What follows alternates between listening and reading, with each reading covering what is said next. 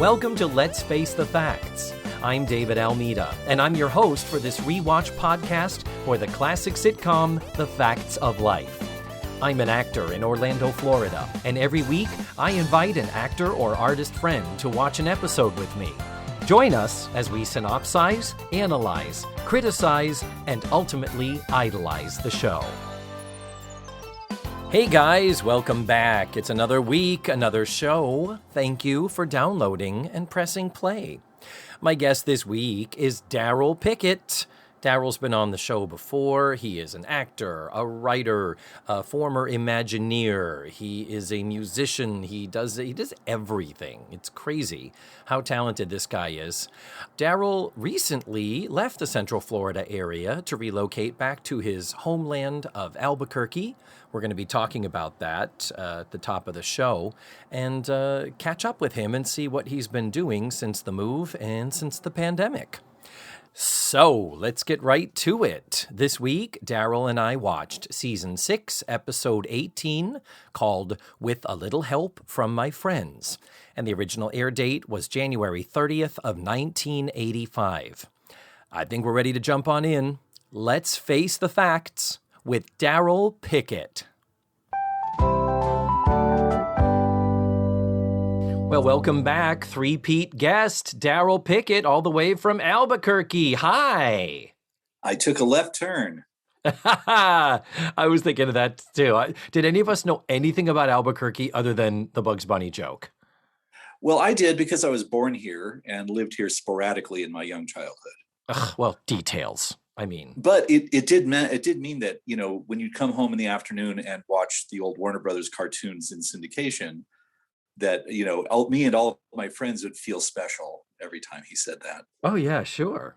Yeah. Even though it was always the left turn at Albuquerque was what got him lost. That was the fuck up. That's right. We were aware. We were the wrong turn place he didn't want to go. He wanted to go to Pismo Beach. Well, we are getting ready to discuss Season 6, Episode 18, called With a Little Help from My Friends, which had an original air date of January 30th of 1985. So I will say that this is my first Edna's Edible episode. Oh, that's right. Both of my previous appearances were Season 4, and, you know, we were at the school still. But this is my second of the 3 episodes I've done. This is my second very special episode. Oh, you consider this one to be a very special episode, do you?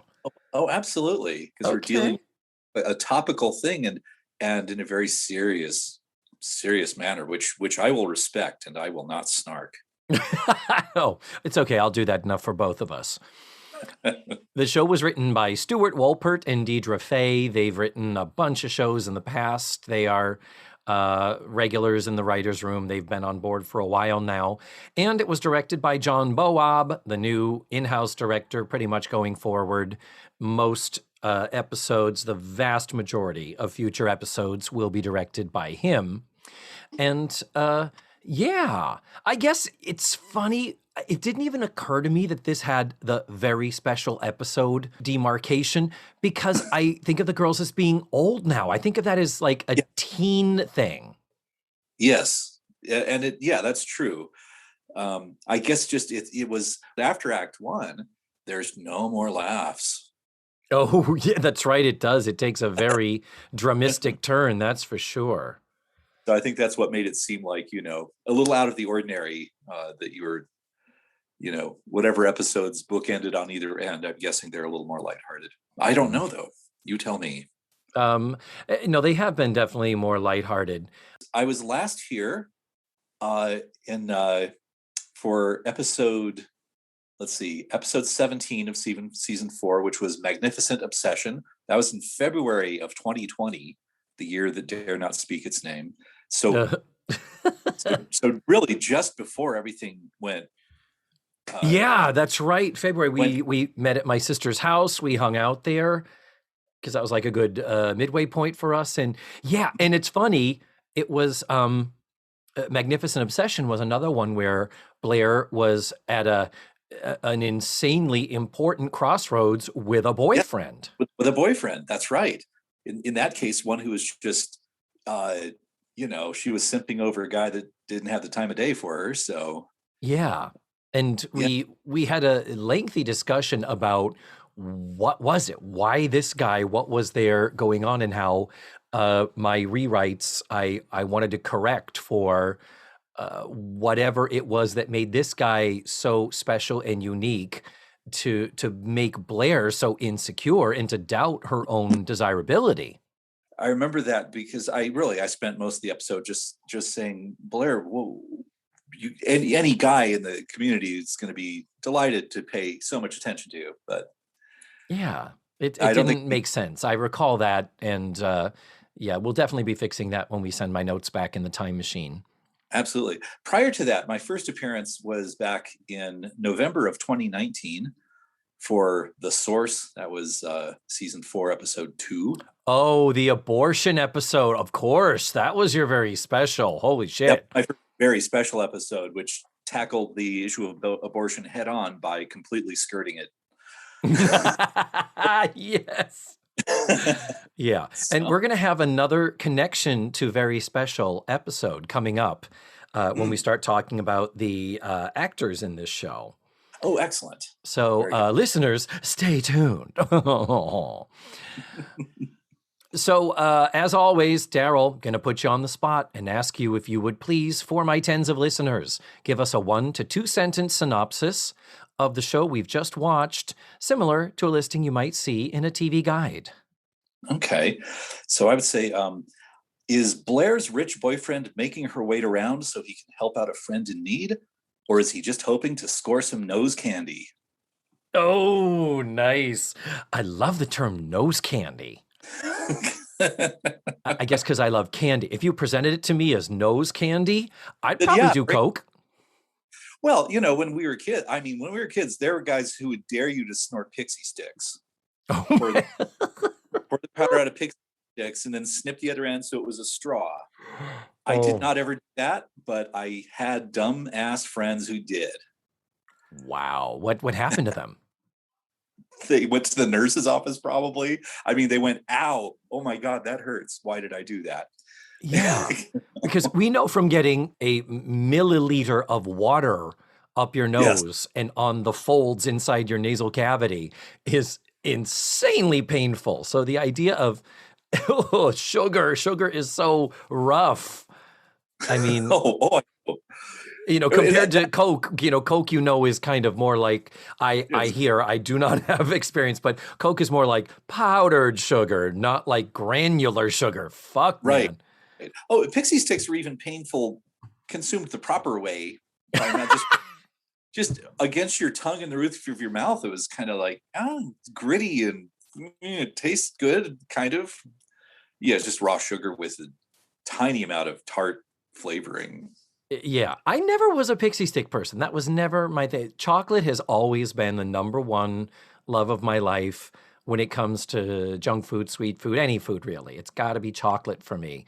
So just straight up sugar, sweet for the sake of sweet, never was my thing.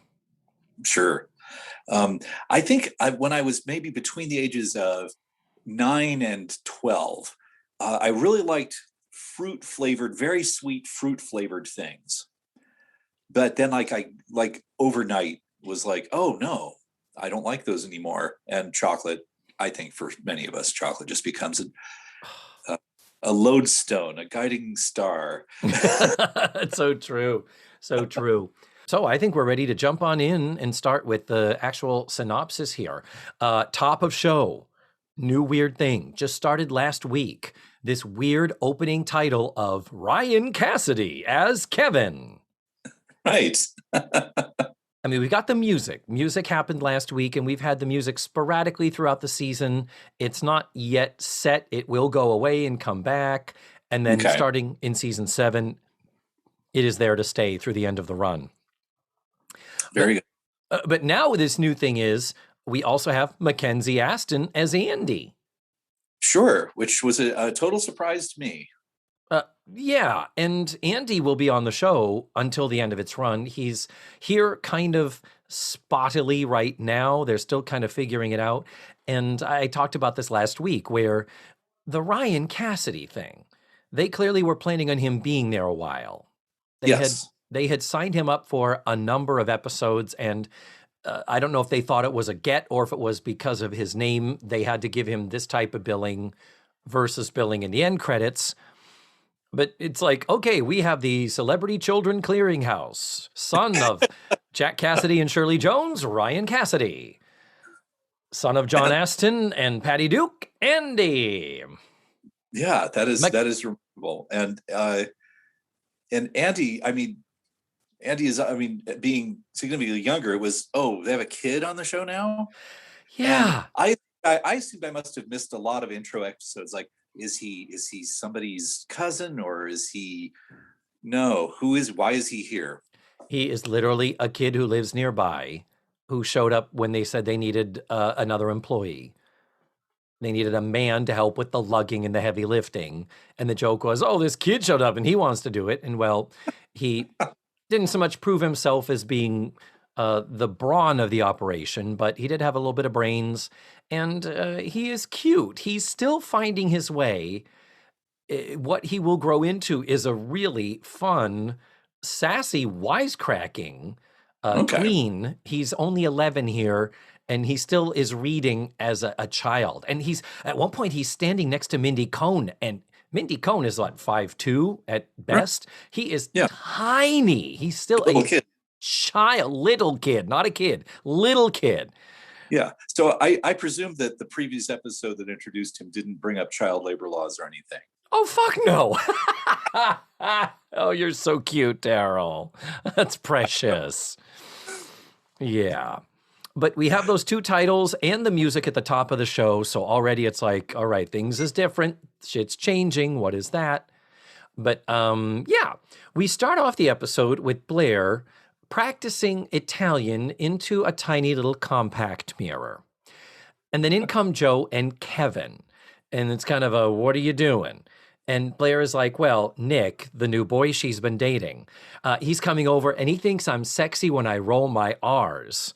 And Joe brings Kevin up to speed that they met in Italian class. So this boy, Nick, is a fellow student over at Langley College, where Blair and Joe are both sophomores.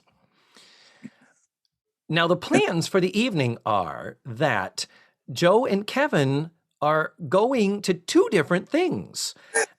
And we've got this sort of exchange program where Kevin has agreed to go with Joe to hear Gloria Steinem lecture at Eastland.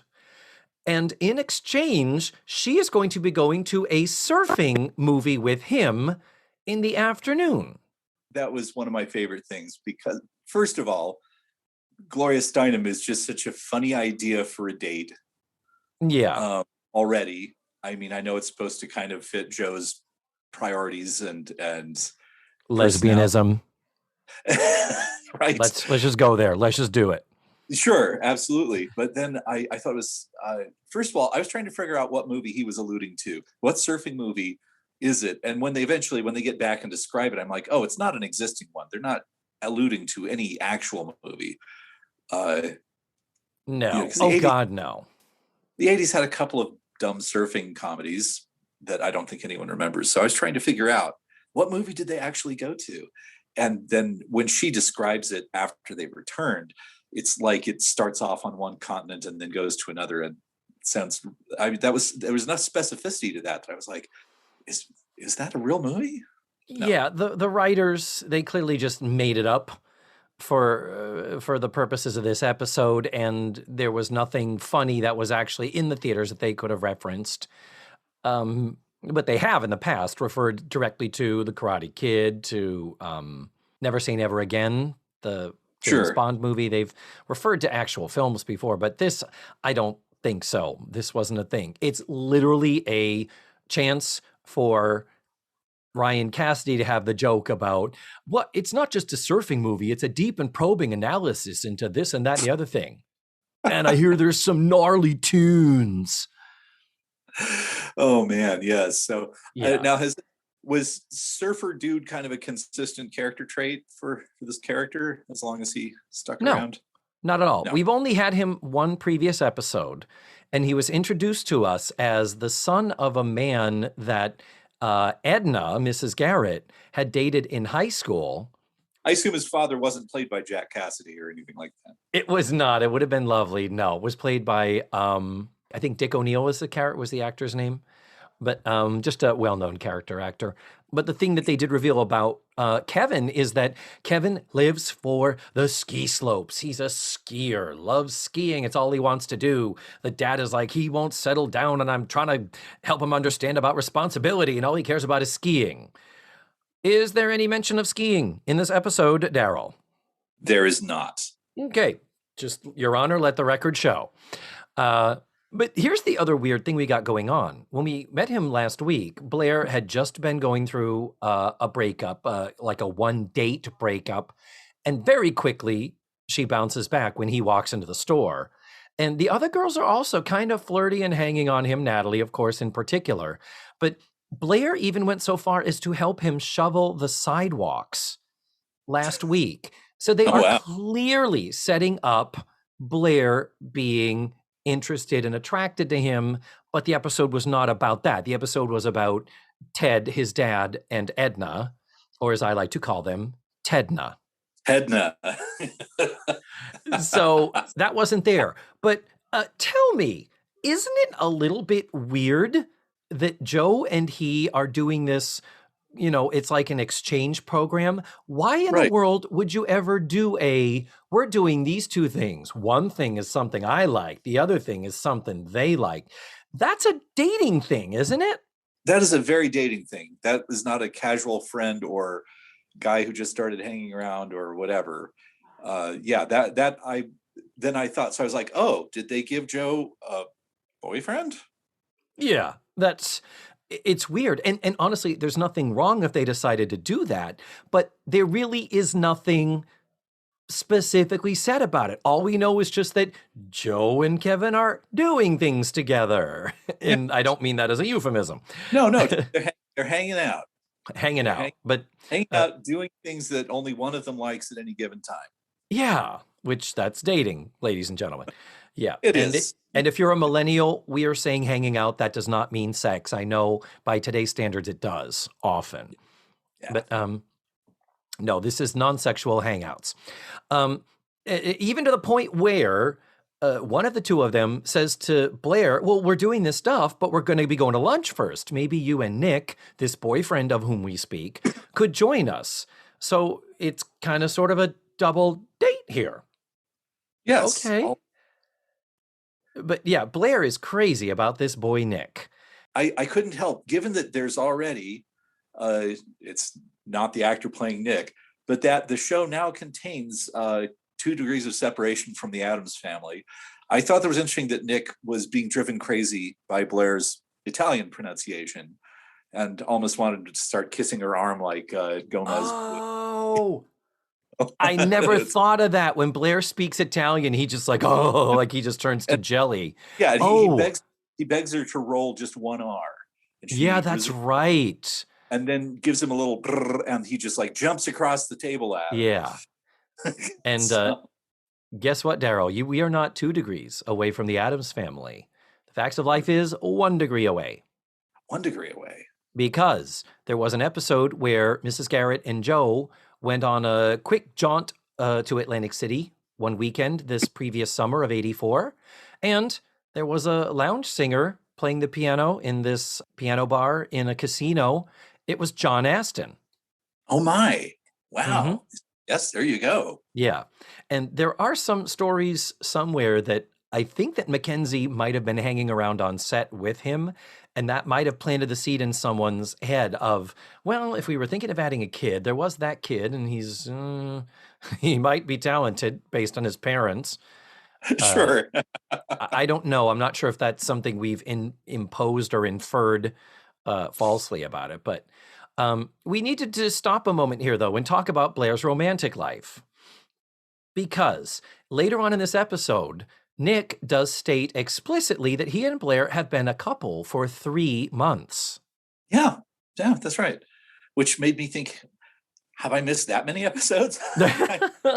But here's the thing, Darryl, last week, she was falling all over herself, kind of flirting with Kevin, this guy. right after she had been dating a boy. And like I said, she was mad because he broke up with her, but it had only been one date. So there had been a boy and then a crush on Kevin. And now somehow 3 months have passed. And but even before that, just 3 weeks ago, Darryl, Blair was acting up and treating Mrs. Garrett like dog shit because she was so devastated over having to break up with Cliff, the boy that she was dating at the end of last season and was engaged to, and even spent the summer on his family farm in Iowa. Right. At the same time, Mrs. Garrett was having a romantic walk along the boardwalk in Atlantic City with John Aston. So Blair's romantic life is really very, very spastic, is a good word. Yes. Yeah. It's complicated. It is complicated. I feel like coming up down the pike, at one point, Joe starts to work at like a help center, like a kid's place, like, you know, kind of in a social work capacity as she is proceeding through college. And the community center is being run by a guy played by Paul Provenza, stand-up comic Paul Provenza. Remember him? Oh, yes. And she and he have some sort of chemistry, but then within a few episodes, Blair is dating him. And then it becomes a thing of, well, Blair, you're a rich girl and you're about to enter law school. And this guy is a social worker who has a low-wage job at a community center. And you know, kind of a other side of the tracks thing, but I'm not sure if I'm remembering that correctly. Listeners, I'm sure will know and be able to answer and comment to verify this, but I'm pretty sure that Paul Provenza, when he appears, I think season 8 or 9, that initially it looks like he's to be with Joe, like a workplace romance, and then very quickly and unexpectedly, suddenly he's with Blair. So please, listeners, my tens of listeners, please chime in and verify or nullify that if you would. Absolutely. But I'm going to lose sleep if we don't very soon get to the crux of this episode, which is cheesecakes. Cheesecakes. Oh, we're getting to the cheesecakes right now, Darryl, because, number one, I can't get there yet. I still have to stop with one other thing. Gloria Steinem, you're right. It is a little bit ridiculous to have Gloria Steinem lecturing at Langley College. I mean, Langley is a prestigious school. You know, it is on par with Wellesley and Smith.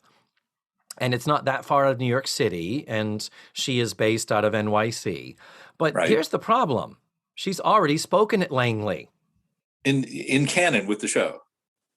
Yes, 11 weeks ago. Season 6, Episode 7, this season, Taking a Chance on Love, Part 2. One of the things was we're all going to the Gloria Steinem lecture, and Joe wanted to go, but then she had an obligation to look after the child of the older man she was dating. I forgot. I saw that, and I forgot that Gloria Steinem was name checked. Yeah, no, Gloria Steinem was named. So 11 weeks ago, she lectured. It must have been a good lecture. They decided to have her back so soon. I guess so. So then, yes, here we get to the cheesecakes because Mrs. Garrett is really perturbed because her freezer is broken again. And by again, Darryl, the freezer was broken previously. Season 6, Episode 8, only 10 weeks ago. 10 weeks ago. Yeah. So we've got a problematic freezer here. She may need to replace that shit. Just saying. I'm thinking so. So yeah, so we gotta unload the cheesecakes before they go bad. Yes, the repairman. They say the repairman won't make a house call on a Sunday. I'm sorry, a house call. Ugh. So if you took the freezer and put it in the back of your truck and took it to his place, he would. What the a house call? That's a doctor term. I mean, that's just so what? And now I don't know, having not examined this set here for long. I mean, we would be talking. Are we talking like a standing case freezer or a walk-in freezer or a small, in industrial size, bigger than a standard refrigerator freezer? Okay. Yeah. So yeah, no, it's like it's an appliance. It's in the kitchen and it ain't moving. Not working. So it's ridiculous. Number one, this whole thing about won't make a house call on a Sunday, as opposed to they don't work on Sunday. Right. They're Period. closed. Yeah. So then one of them says you have to. Oh, so you're going to have to wait until Monday. And it's like, oh, Mrs. Garrett had made 6 dozen cheesecakes for an event that got canceled. And so they were sitting in the freezer. She was going to sell them later, but now she has to wait till Monday. I don't know. I don't know if those cheesecakes will make it until Monday. And they keep saying Monday. And I'm like, it's Sunday. Why is nobody saying tomorrow? Why is what? It's like, have I taken crazy pills? And was it 6 dozen cheesecakes? Is that right? 6 dozen cheesecakes. Yes, that is a lot of cheesecakes. And I didn't see that there was much stock of anything else, even things like cookies that might not require refrigeration. I didn't see anything else in the case, really. Yeah, that's a good question. I don't know what else. They certainly would have, I imagine, had other foods that would have also suffered, but the immediate acute problem we were dealing with were these cheesecakes. I'm just going to say it. It's a cheesecake. You couldn't pull it out of the freezer and put it into the fridge for 24 hours and then put it back in the freezer? Really? Yeah. I mean, yeah. Now, if she's lost refrigeration also, if it was I can neither freeze nor refrigerate and everything's going to go bad, then, having a sale, having an emergency sale on everything must go in the next 2 hours. Yeah, it's crazy. So what is decided is that these cheesecakes, which by the way, she says cost them $6.50 a piece to make. That is going to come up later. $6.50 a piece to make. So I'm going to start with doing some math here. $472 is what she stands to lose. That sounds like if that is her wholesale cost, then either these are very expensive cheesecakes in $85, or her profit margin was already going to be extraordinarily thin. Yeah, $472 by today's standards in 2021 is $1,167.56. Okay. Meaning that each $6.50 cheesecake is $16.08 cost. That's expensive. You can buy a cheesecake at Costco for that. Yeah. She's not going to make that money back, freezer or no. Yeah, that's weird. Clearly she was whatever that function was, she was charging them some bank for the bulk amount or something. I don't know. Right. Either that, Darryl, or it could be that Charlotte Rae might have fucked up her line, because later when they're calculating what they made, I believe they say, okay, well, what we made was they sold them at $2.50 a piece. So it's like, why? I'm sorry, we're getting ahead of ourselves. They decide it's Sunday, we're going to open the store and move these fucking cheesecakes and not lose this money. All hands on deck, call out the troops, call Andy at home. He's going to get some signs hung up, and that's what is going on here. That's kind of the B story here. But the thing is, when they come back at the end and are calculating, and this scene is cut from syndication, by the way, Darryl, so you may not have actually seen it. They do say $2.50 per cheesecake. They wouldn't have opened up the store to sell them at a $4 loss. Oh, no.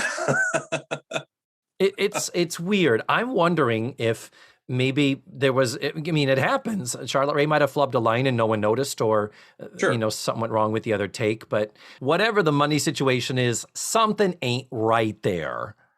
And we'll come back and circle back to that a little bit later on. But then finally we meet Nick, the boyfriend of Blair's. And it's played by actor Thomas Byrd, B-Y-R-D. And he has a lot of other TV credits: Gimme a Break, Fantasy Island, Alice, Family Ties, Newhart, Murder, She Wrote. And I don't see any credits after the year 2000. But in the year 2000, he was on 2 episodes of Frasier. Oh. So that's pretty cool. But here's the thing. Thomas Byrd, this character of Nick, he has never been on The Facts of Life before. He's never been on the show before. He will not return later. We will never see him again, even though this is such an important relationship. But this actor has been on the show before. That's right. A little over 2 years ago, in season 4, episode 5, called Different Drummer, he played Leo, a very handsome, but I think the term is mentally challenged, developmentally disabled Yes. boy that Blair starts dating, and there's a big question of why is Blair dating him, and the episode is of note because it is the episode where they use the R word to describe him multiple times. Oh my. Yeah, Justin and I watched that one. That was his first episode ever of The Facts of Life, and we both were not prepared for how often they drop the R word, with no irony, with no malice. And that, Darryl, I believe, qualifies as a very special episode. Yes, I would say so. Yeah. But it was also, as typical of those episodes, it was problematic because they're questioning what Blair was doing and why she was dating it. They were acting like Blair might catch it from him. Oh my God. Oh, no. I shit you not. Oh, you dropped your iPad. That was so funny. That made my iPad fall over. So as they're getting and preparing for all hands on deck with these cheesecakes, Mrs. Garrett comes out with a bunch of pink boxes, and we do have Kevin running into her and her dropping the boxes. So you're like, oh God, is Kevin going to be the clumsy guy? Please no. And also I wondered to myself, clearly they were a bunch of empty pink boxes just from the way they landed. But I did have a moment thinking to myself, now, do they want me to think the cheesecakes are in those boxes and that they just got ruined? If so, you got to really commit to that side gag and give us the cake splatter. But no, those boxes look very empty. Yeah, they were empty and they fell empty. It had to be that they were empty because they did sell all of them. We do know that, and the quantity is not compromised. That's a deleted scene. That was not in the syndicated version. So while all this is going on, Kevin invites Nick to lunch, and Nick is like, oh, yeah, Blair and I would love to join you for lunch, but I've got a friend coming by to drop off some class notes. So, let me meet him, and then we'll catch up to you there. Great, cool, terrific. So then we dissolve to later and cut from syndication. Mrs. Garrett's wrapping up a cheesecake, selling it to a customer. Thank you, call again. Tell your friends, tell your family, tell anybody on the street. Well, now this is a shame because for an episode that had so little Charlotte Rae, so little Mrs. Garrett, I wish that they'd left that in because it is interesting that her stuff is what ends up on the cutting room floor here. So this is the point where Nick asks Blair to speak Italian and just roll an R, and he plays up that it drives him crazy, and they interact a bit. And honest to God, he is so handsome, so cute, super charming. Great performance, and they write him really well so that we are on board. I am Team Nick all the way right now, aren't you? Oh, absolutely, especially as they established that he was willing to, even professing that he doesn't like cheesecake, happy to buy some cheesecake. Oh, I love him so much. So then Andy does come in. So they must have called him at home. And so he is putting up signs all over town that say, Edna's cheesecakes are the cheesiest. And he's just being adorable, but being a kid. But still, he's a contributing member of the family. You got to give him credit that he is rolling up his sleeves as he can. Yeah, I like it. I like him. Andy's okay by me right now. And I am definitely predisposed to hate any cast additions to this show. Sure. Yeah. I will say we're coming up on it that his signs did provide my biggest laugh moment. Yeah, we're talking the sandwich board later?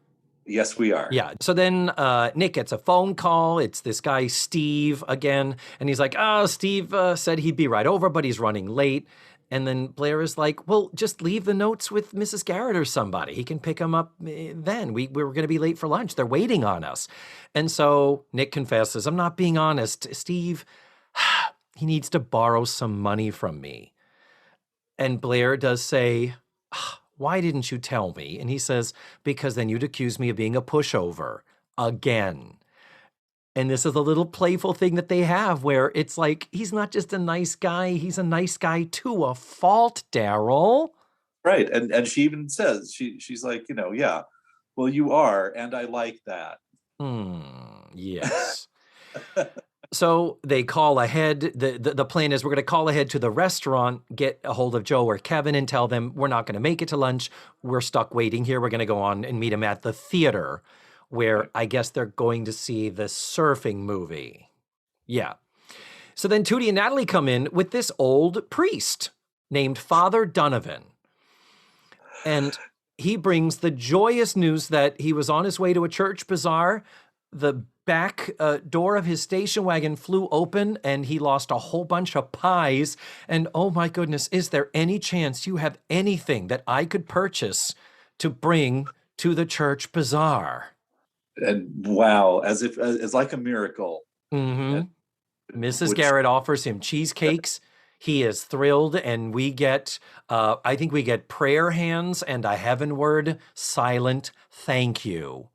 Yes, and also a sort of a knowing look between Natalie and was Natalie and Tootie that brought him in? Yeah.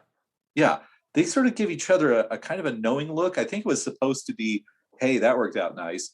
But I swear, when I saw them look at each other, I thought, oh no, is the crux of this episode going to be that they sabotaged the priest in the back to create the need? It looked like a conspiratorial look. You're not wrong. And here's the weird thing. When they come in, they bring him in, they're just like, oh, here, Mrs. Garrett, someone we want you to meet. And so when she suggests the cheesecakes, he's like, oh, that would be wonderful. It's like, if Natalie and Tootie already know the situation and that's why they're bringing him in, why wouldn't the line have been, the girls tell me you may have something that could help? Like, right. It's like, why they, you're in a jam? Walk with us over to a store. La, la, la. It is structured weird from a dialogue standpoint. It really is, which made me wonder if later, they weren't going to be getting a stern but loving talk about how you can't just sabotage a church's desserts in favor of our own. That was not at all going, but yeah, I could see somebody actually taped the handle of my station wagon door open, and somehow a napkin with the Edna's Edibles logo was right nearby. Yes. Something incriminating. That would have been kind of awesome, but that would have taken us into a whole other realm of... That would have been a far more whimsical episode than this ends up being. But we have to pause and talk about Father Donovan is played by veteran character actor John Ingle. Probably he is best known for playing the role of Edward Quartermain in 486 episodes of General Hospital between 1993 and his death in 2012. I'll be darned. Yeah, huge. So that came after this because this is 1985. He has 105 credits in a 29-year career. Wow. And 2012 is when he died. So I'm doing the math going, wait a minute, but only 29 years? He does not look like a young man here. Here's the deal. He was born in 1928. His IMDb credits start in 1983. So he didn't start acting until he was 55 years old. There's hope for me yet. Yeah, exactly. But previous to that, I don't know, you might have to do some other extra work here. Because previous to that, thankfully, on IMDb, it also says that. From 1955 to 1964, he taught drama at Hollywood High School.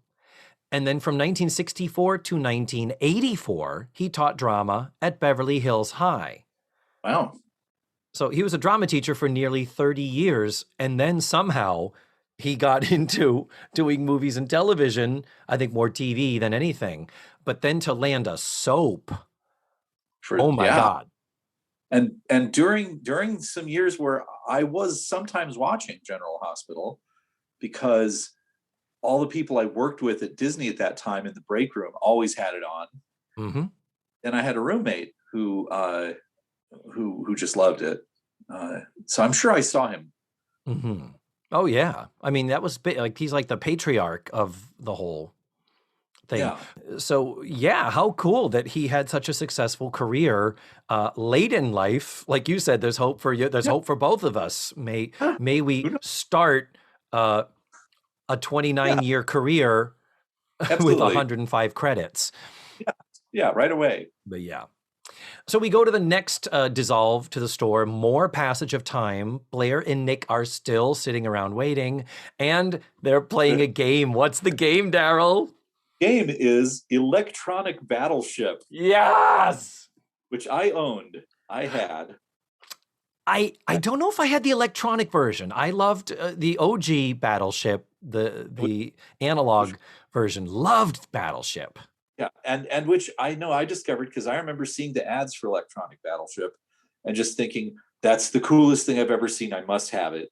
So I'm sure I badgered my family or dropped huge hints that was the birthday present I wanted most. Yeah. Or maybe it was a Christmas gift. I do know they got it for me. Mm-hmm. And when playing it, within the first 2 or 3 games you play with your friends, you get tired of the electronic overlay. You get tired of the specific sound effects and really novelty is really fun.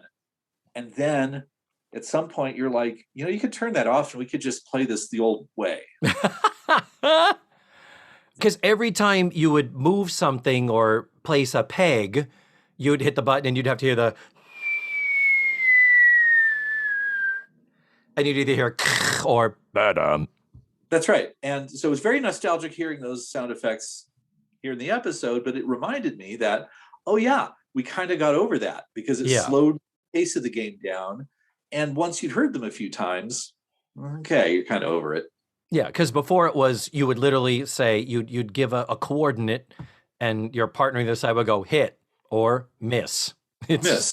Yeah. Or as in the classic OG commercial, you sank my battleship. Yeah. Shh. At the opera. Because you play Battleship when you're in a freaking box at the opera. That's right. I will find that commercial and I will post it. Man. Yes. But a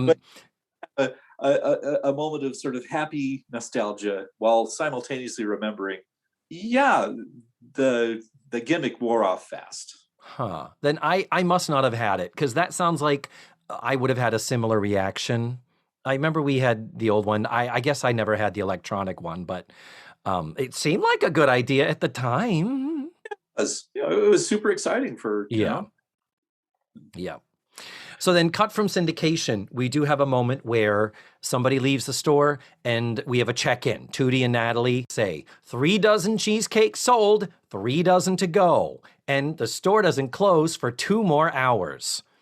So that's our check-in, that we're halfway there. And and there's no talk of injured or truncated cheesecakes due to the snafu with the boxes. So I'm going to assume they're just boxes. It also gave us an idea of the passage of time during which Nick and Blair have been having the most boring date ever. True. So then in comes Andy. Now he has graduated from posters to wearing a sandwich board over his shoulders. And you said this was your favorite joke? This was the one I laughed really loud at the reveal. Oh, the reveal. Okay. The front of it is text that says, "Let Edna show you a little cheesecake." And when Mrs. Garrett complains about that, Andy, again, 11 years old, says, "Never underestimate sex in the marketplace. Without Paul Newman, that salad dressing is just oil and vinegar." And Newman's own salad dressing started in 1982. That was still very new. Yeah, and still selling strong. Still going strong. In spite of Mr. Newman no longer being with us, his sex appeal lives on via... So true. But Tootie absolutely balks at, "I'm not putting lumber on my body." Natalie tries to say to her, "Well, pretend like it's an acting exercise since you're the actress." And that's a good continuing of the through line of Tootie being an actress. And then Finally, they're like, it's your shift, suck it up. So Andy takes off the sandwich board, Tootie puts it on, and as Tootie turns around to exit the store, tell us what we see on the back. We see a piece of artwork of Edna Garrett's face attached to a pinup body in a swimsuit. Mm-hmm. Yes. Presumably Garrett, painted by Andy. Young Andy, yes. He did show some artistic skills when he painted a set piece for Tootie a couple of episodes. I could not have done that skillfully at age 11. I didn't suck when I was 11, but I'm not sure I could have done it that quickly because he pulled this together in a very short period of time. And presumably never asked Mrs. Garrett to pose to face model for him. I mean, he could have gone off a photograph maybe. Or just he knows them so well or whatever. Yeah, but it was very cute. This again, this is the B story versus the A story of Blair and her date. Pretty much wraps up the B story. I think that's kind of it for that, isn't it? In the syndicated version, okay. A little bit. Yeah. When they close up the store, Mrs. Garrett says, "My feet are killing me." They don't imply whether it was a success or a failure, but the non-syndicated version, so the full version that you find on the DVDs, that is where we do have the final moment of, yay, we did it, we sold them all. And that's good. Yeah, that is coming up. We will talk about that. It is coming up. Okay. But I will let the audience know as soon as you turned around and we saw the full reveal of that art on the sandwich board. This is approximately my reaction. Oh God. Yeah. Yes. The two-part.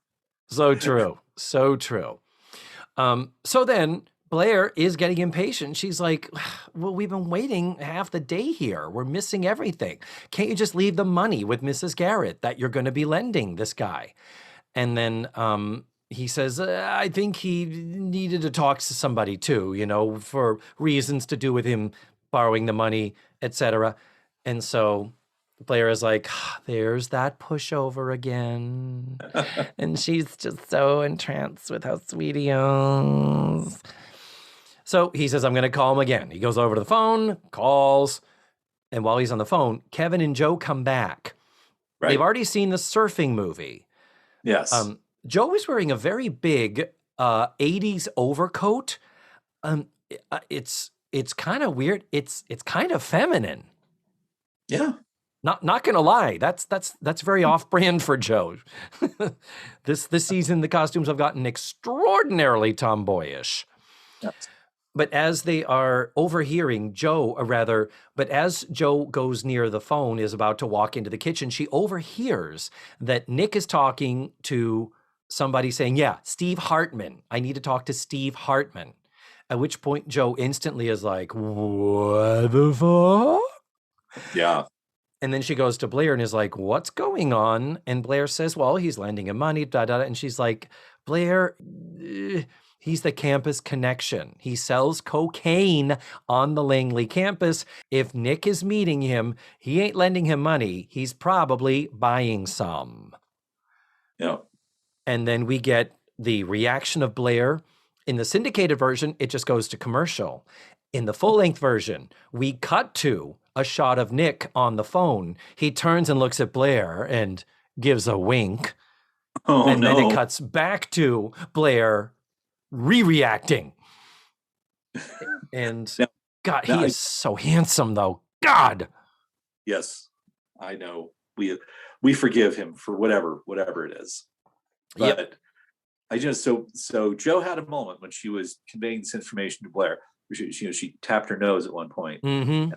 I don't remember if they turned that into a punchline or if that was just in my own head. Yeah. She says Nick isn't lending him money. He's not in trouble that way. And she says there's only one kind of trouble that guy could be in. Tap, tap on the nose. And Blair goes, sinus trouble? That's it. So I didn't dream it. That actually happened. Okay. Yeah, that was funny. That's pretty funny. It is pretty good. Yep. Yes. So then this is where we go to commercial. And I know in the past, Darryl, we've talked about you and your life and your career as a writer, as a performer, as a musician, as an Imagineer. But I'm just curious, this would be a good time for us to do a little touch base and talk about what precipitated your relocation to Albuquerque and what are you doing to get you through the pandemic?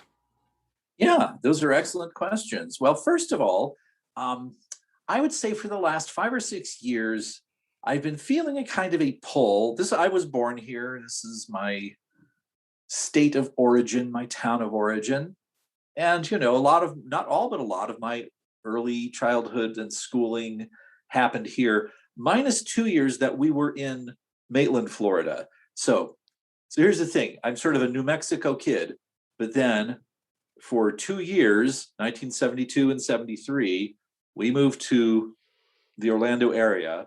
And I, little 7 and 8 year old Darryl, go to Disney World. Mm-hmm. And we moved back to New Mexico. And I spend all of my grade school and high school years going, I want to be at Disney World. So simplifying it, but that eventually in 1989, I just decided that none of my other options were working out. And I just decided to kind of go for it, to say, I'm going to go to Orlando and see if I can just become something within the Disney organization. I was just a pixie dusted Disney nerd at that time. So 31 years later, 3 decades and some change of really pretty remarkable experience, varied experience, lots and lots of things that I got to do or learned, people I got to meet.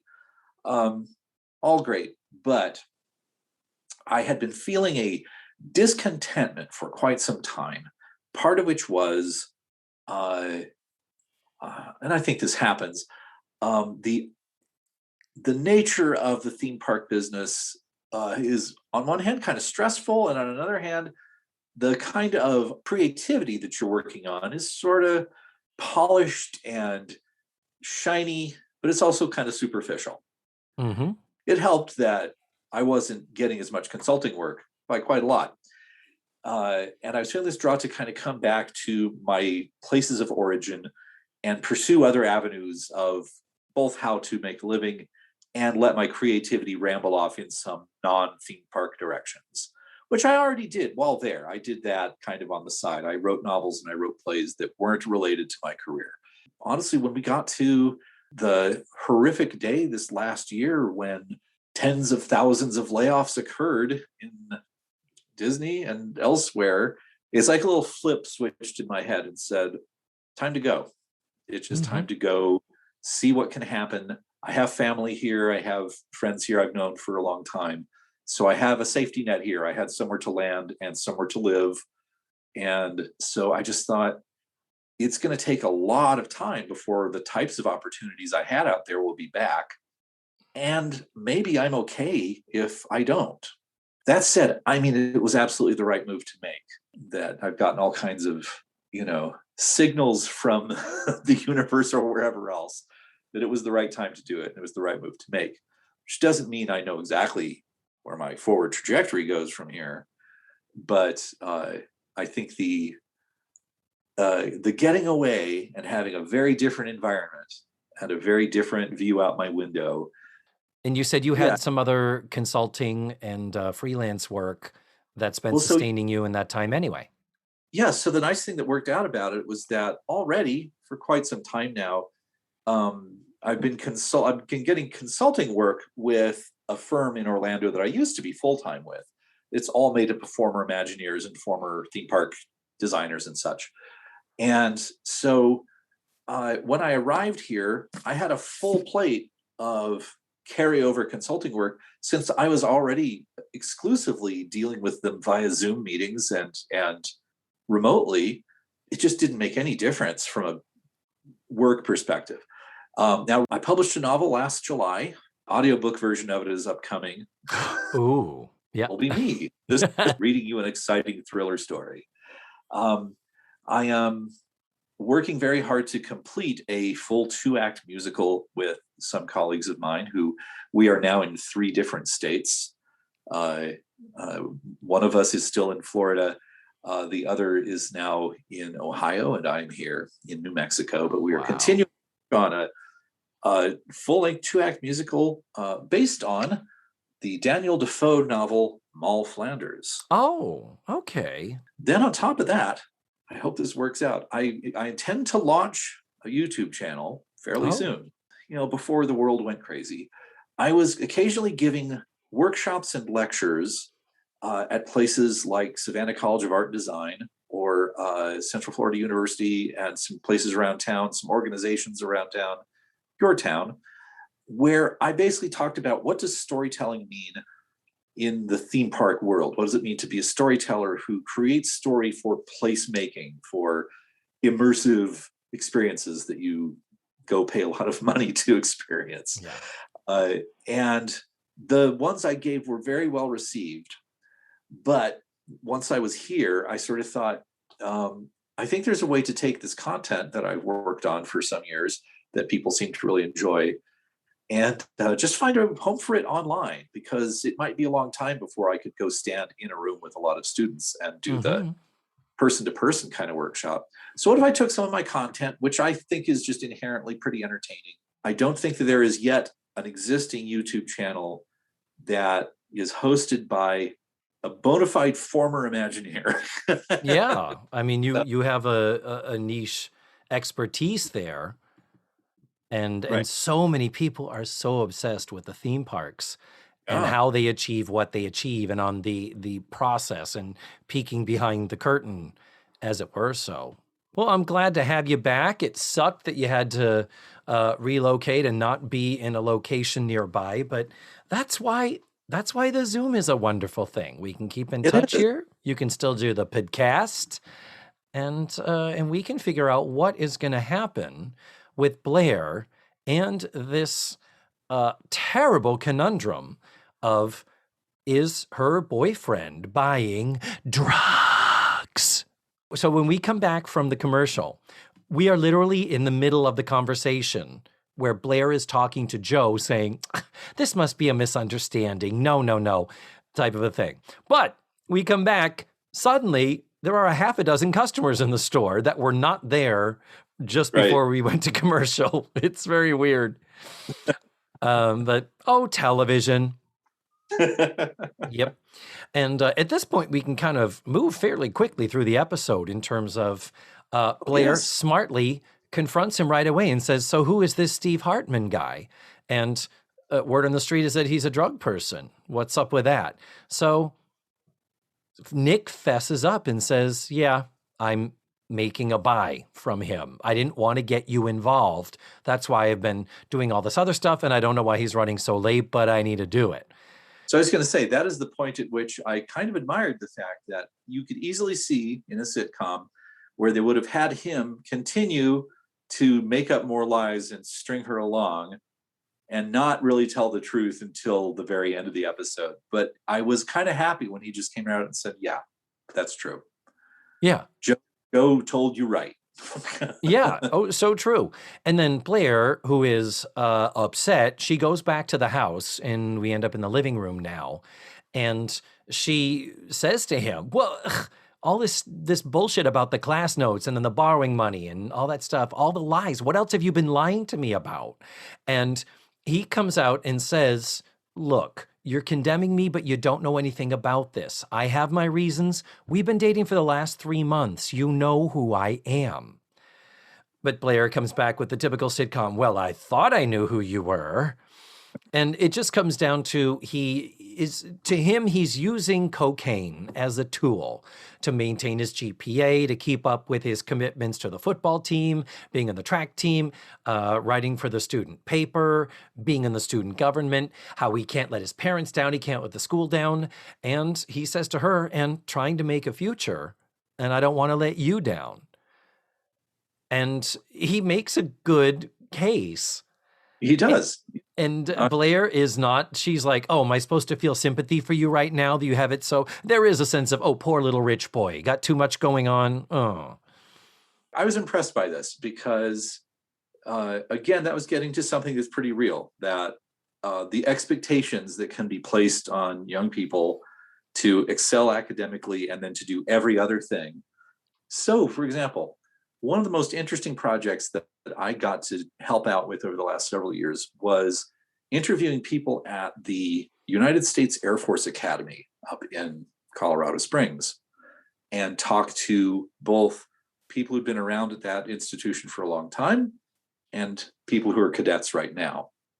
And one of the things we talked about was just to be a candidate to attempt to be enrolled, you have to be kind of that level in your high school. You have to be not just great grades, not just super athletic, but then doing all of the extracurricular stuff, participating in all sorts of whatever charitable things. You have to be super person to even get, and then you have to be recommended by a congressperson. So you have to achieve that. So some of the young people I talked to who were in their first or second year, they talked about that exact thing. One of them was honest enough to say, there's a lot of drug use that happens for kids that just feel like, what choice do I have? I need to stay on it until I'm done. And so that justification is, that's very authentic for him to take that, or for the writers to say, okay, well, let's acknowledge that this is why it happens. But I'm equally impressed by kind of what gets asked of him next. Yeah. And I don't remember how she phrases it, but it's essentially a thing of okay, that you feel like you have to do this to keep up with your work, but it's not like you're doing it for fun. And then he's sort of, it's like, well, yeah, I do like it. Yeah. Again, but he says that's not why I do it. Why I do it, but as a side benefit, yeah. And I thought for an 80s sitcom, that was a little surprising. Yeah. Kind of an admission that I wouldn't quite have expected at that time in TV writing. Oh, sure. Yeah. And the thing of this, the sort of nugget that they do get to is where he says, I know other people who go on and go overboard with it and have trouble and problems with it. Not me. No, it's basically him saying, I've got a handle on this. I'm using it in a controlled way where I'm not going to let this get away from me. And Blair does smartly say, come on, really? Yeah, at this point, my only criticism of the episode is just that on a couple of occasions, I believe it's Blair who has a line or two where she uses the term doing drugs in a more general sense. Because this is the Just Say No campaign with, Nancy Reagan and all that stuff. So the idea is, Mr. Mackey, drugs are bad, okay? We're just patently across the board is doing drugs. And part of it was to be like, girl, you ever have a sip of champagne? You've done drugs too. It's like the generality of this is the episode about drugs. Right. I'm glad that they did hone in on cocaine and did use it. I think ultimately this is a credit and a thumbs up that It would have been bad if it was, yeah, he sells drugs and I'm going to buy some drugs. What do you mean? What do you use the drugs for? I'm glad that they were specific about it and didn't get into the generality of like the last time you were here, the abortion that was never ever described. What was it? We wanted the episode to end with like Tootie just going, Mrs. Garrett, what's an abortion? Yeah, right. Roll credits. I mean, all up in arms and ready to fire now from this, paper and all that. Anyway, that was So no, I thought, for a primetime show at that time, that was I liked that it was specific to why a lot of people that age would have been doing that. Yeah. That certainly in my own work experience in sometimes high stress, high expectation industries, you become aware that a lot of people do rely on that, especially in their 20s and 30s, though it goes on, I am told.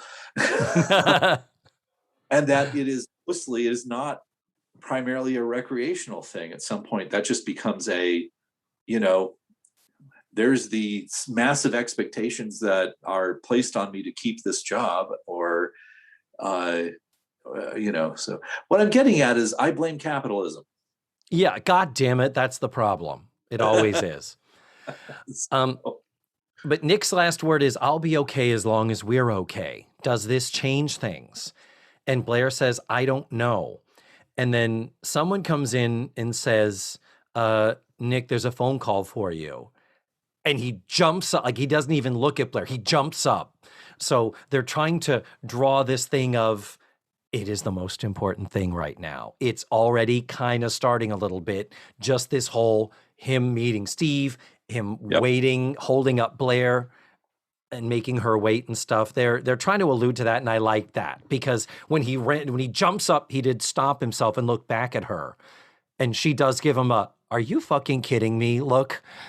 Absolutely. So I'll interject here something that happened, I think, twice. I think once at the shop. So I think there were 2 times that Edna pokes her head back in during their conversation. Mm-hmm. And in both cases, because it's some of the very few things that she had been given to do, she enters the scene with a very intent look on her face. There's a lot of intentionality in her entrance, which caused me to expect that she had been overhearing what they were saying, and she was about to come out and say, we've got to talk about this, guys. Oh, no.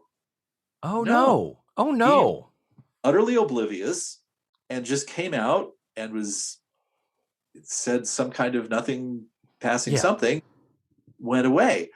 And so after that happened twice, I was just like, oh, poor Charlotte Rae. She was handed nothing to do. Yeah. Yeah. She had a big episode last week, but this week we're kind of back to Mrs. Garrett being extraneous in her own show. Very. And to the point where either of those entrances could have not happened at all. It would have affected nothing. It might have even been better for her. Yeah, they could have, because of the things that are omitted for the syndicated version. This next bit is one of those things where it's like, I think we could have, should have made more of an effort to keep this in, because we do have a point where we come back to the store and it's, yay, we sold the last of the cheesecakes. Woohoo, terrific. They all gather around the table. Andy, get the calculator. All right. And this is where they start doing the math. And she says, we sold them at $2.50 a piece. So for some reason, they sold the cakes at a $4 loss a piece. They state explicitly they made $180. Plus, they sold some other stuff, and then the cost of preparation, blah, blah, blah. Then we did it, and we have a final net profit of $5. Tootie is understandably mad that she had to walk around wearing that sandwich board for such a little amount of profit. Natalie does say the important thing is we didn't lose.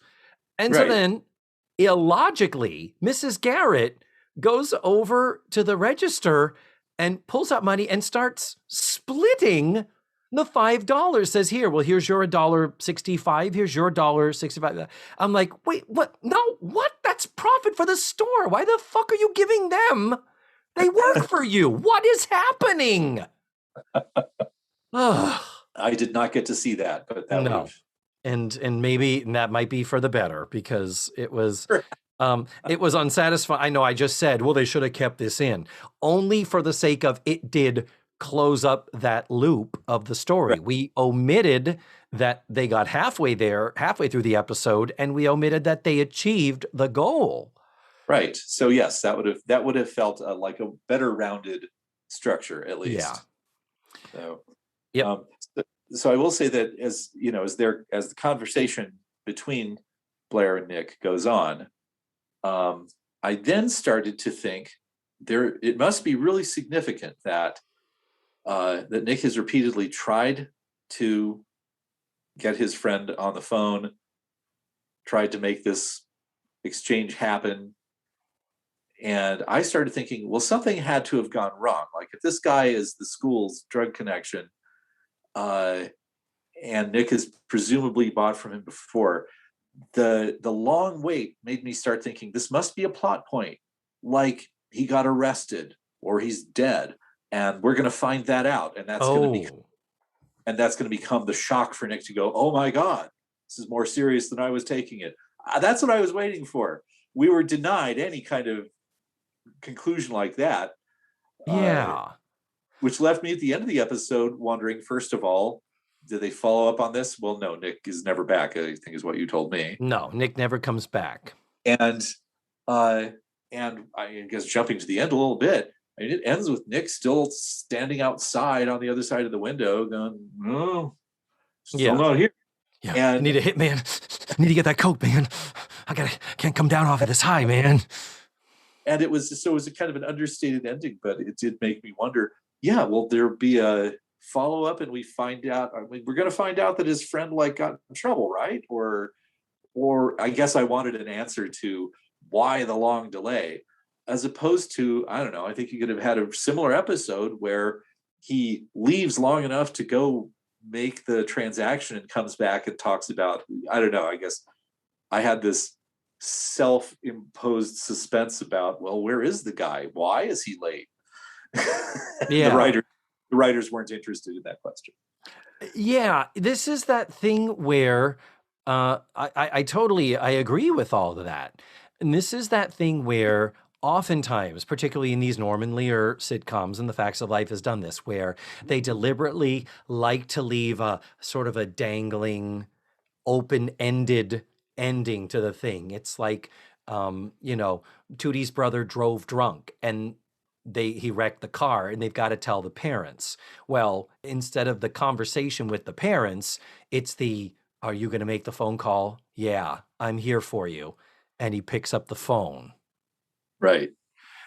But you don't know what happens after that, but you have to assume, infer, project. It's called the writers making the viewer finish the writing for them. For them, yes, exactly. Yeah, like you just did, and I'm doing every week here. But the thing is, yes, the episode does end on a sort of ambiguity as far as the drug situation, as far as Nick and his future and all that. But the real struggle after they've all cleared up this money and cheesecake thing is that Joe and Blair do have some words, and Joe has words directly with Nick also, particularly about growing up. Again, Joe is the girl from the Bronx. She's always got the streetwise input. So guys I grew up with, always fooling around, but thinking it would never catch up with them. Only they didn't have little alligators on their shirts. Right. And but with the back and forth, Joe kind of trying to fortify her girlfriend and defend her girlfriend, Blair. And before she leaves, Joe does give the great line, Blair, you know where I am if you get tired of waiting around for a man to satisfy you, is I think what he implied. That's right. Implied. Yeah. It boils down to, Blair, we're done. We've worked our day. You close up the shop. So Blair's like, okay, I'm going to close up. And he's like, no, wait, my friend's coming. And it has to happen inside the shop here. I can't do it outside for some reason. Right. And Blair is like, if something happened or you got caught here, Mrs. Garrett's shop could be dragged into something illegal and be prosecuted and all that. You know, you're putting so many people at risk, me and my friends. So essentially, without throwing him out, Blair throws him out. She's like, This is not happening here. I'm closing up the shop. Yep. So she locks up, turns off the lights. And so the shop is in darkness, but lit outside by the street lights we don't see is Nick pacing around impatiently. You know, maybe he's needing a fix at this point. But it's him pacing, and then they don't freeze frame. We just see him pacing, and they roll the credits over that. So the assumption is that the journey here is Blair's journey of this guy is great. The audience sees how great it is, how great he is. He does this one thing. Is that something one could or should overlook? And Blair's made the choice that I think most of us would make, maybe or not. But she says no. It would be different if it was pot, but that's a whole other thing, because in the 80s, pot had such a different reputation. Different. Yeah, and a thing. Nowadays, you meet somebody, it's like, I smoke weed, and it's like, yeah, okay. You and my grandma. Yeah, exactly.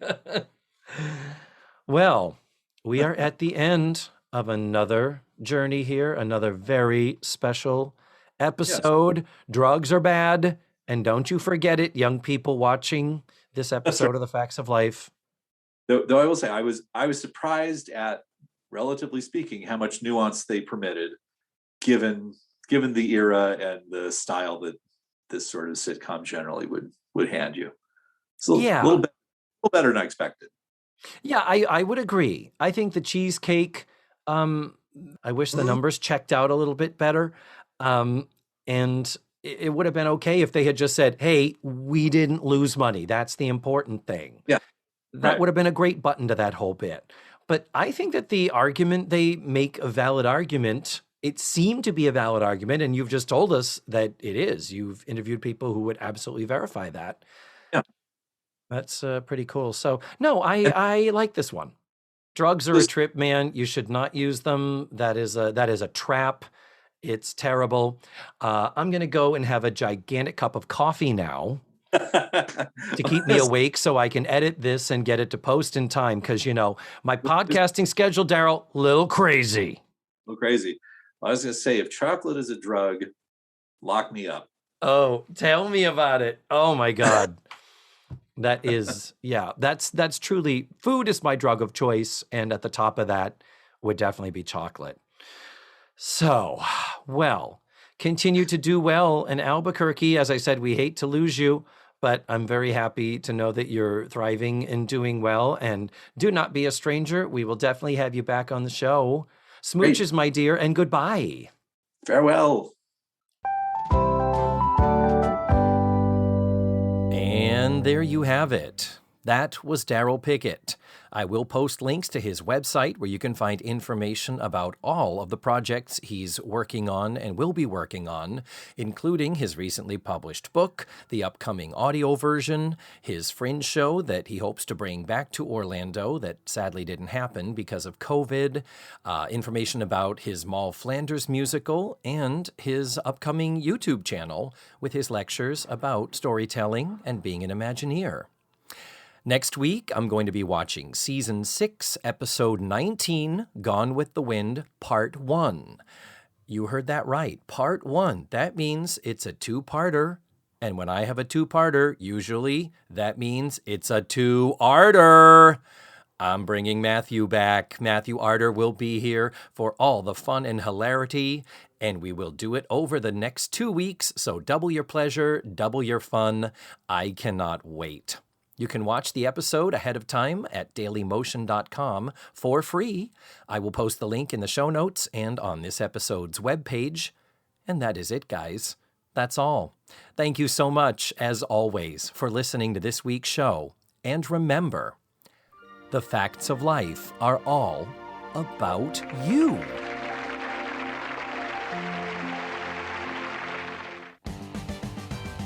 Let's Face the Facts was created, produced, written, hosted, and edited by me, David Almeida. My theme song was beautifully arranged and recorded by Ned Wilkinson. Visit my website, facethefactspod.com, for supplemental photos and videos, audio extras from the digital cutting room floor, links to my social media, and ways that you can support the show financially. And don't forget to subscribe, rate, and review the show wherever fine podcasts are found. Tune in again next week for another thrilling episode of Let's Face the Facts.